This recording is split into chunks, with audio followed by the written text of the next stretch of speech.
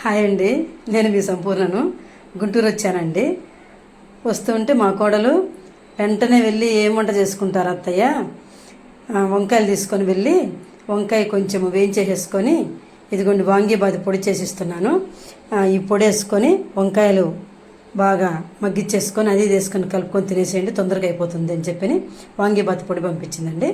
ఇదిగోండి ఒక గ్లాసు బియ్యం పెట్టుకున్నాను, 3 గ్లాసులు నీళ్ళు పోసుకున్నాను. ఇది స్టవ్ మీద పెట్టేస్తాను. ఇదిగోండి స్టవ్ ఆన్ చేసి కుక్కర్ పెట్టేశానండి. చూడండి ఎంత చిన్నగా ఉందో నా కుక్కరు. అంటే నేను అప్పుడప్పుడు గుంటూరు వస్తుంటాను కాబట్టి ఒక్కదాన్నే కదా, అందుకోసం అని చెప్పి చిన్న కుక్కర్ కొని పెట్టుకున్నానండి. ఈ చిన్న కుక్కర్లో రైస్ పెట్టేసుకున్నాను. 4 వంకాయలు ఉన్నాయి, ఇవి కట్ చేసేసి ఇప్పుడు మగ్గిచ్చేసుకుంటానండి. వంకాయల ముక్కలు కట్ చేసేసాను. బాండీలో ఆయిల్ వేసేసాను చూడండి. ఇప్పుడు ఇందులో మగ్గిచ్చేసుకోవాలి వంకాయల్ని. ఈ వంకాయలు మగ్గేంత వరకు ఒక 10 నిమిషాలు మూత పెట్టి ఉంచేద్దాం. మగ్గిపోయాయి. దానికి కొంచెము చింతపండు నానబెట్టుకున్నాను. చింతపండు వాటర్ని ఈ వంకాయలలో వేసి కలిపేయాలి. వేసేస్తున్నాను. 1 నిమిషము వేడి పెట్టేస్తే సరిపోతుంది.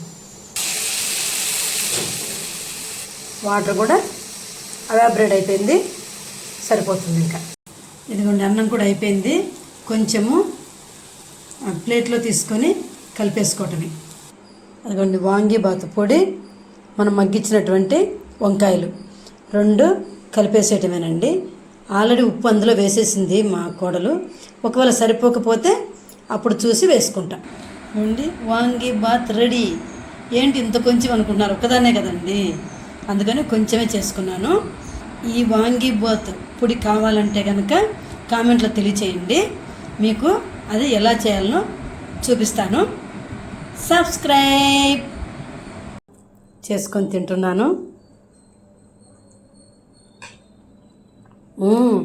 వావ్, సూపర్ అండి, చాలా బాగుంది. నచ్చితే కనుక లైక్ చేయండి.